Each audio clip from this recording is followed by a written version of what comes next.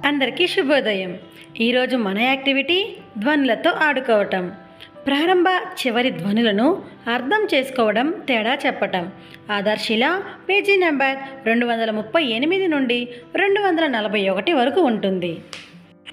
ఈ యాక్టివిటీకి కావాల్సిన వస్తువులు: మాతృభాషలో స్పష్టమైన మరియు విభిన్నమైన ప్రారంభ ధ్వనులతో చిత్రాల కార్డులు లేదా వస్తువులు, పిల్లల పేర్లు గల ట్యాగులు, మాతృభాషలో అక్షరాల సెట్స్.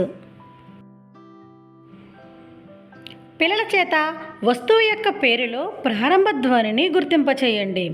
ఉదాహరణకు ఈక ప్రారంభ ధ్వని ఈ, కడవ ప్రారంభ ధ్వని క.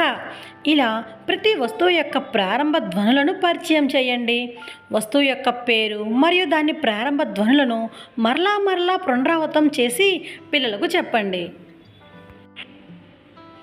కొన్ని చిత్రాలు నేల మీద పెట్టి అందులోని ఒక చిత్రం గురించి కొన్ని క్లూ ఇచ్చి ఆ చిత్రం ఏందో గుర్తించమని పిల్లలకు చెప్పండి. తరువాత వివిధ పనుల కోసం పిల్లలను వారి పేరుతో పిలిచేటప్పుడు వారి మొదటి అక్షరాన్ని ధ్వనిని గుర్తించమని చెప్పండి.